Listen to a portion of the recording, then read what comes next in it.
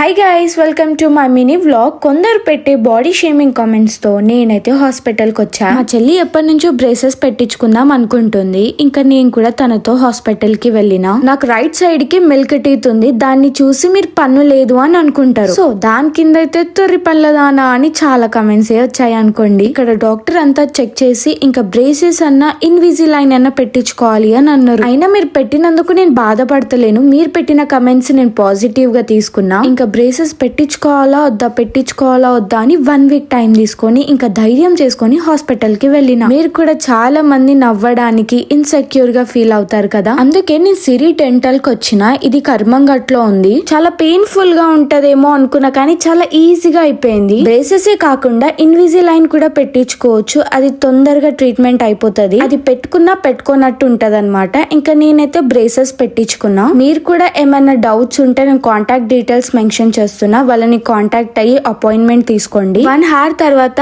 ఇంకా ice cream తిన్నామన్నారు. Cool గా. Ice cream అంటే మనం ఊరుకుంటామా? మిల్క్ టీత్ కి రూట్ లేదనమాట, అందుకే దాన్ని పీకేసినారు.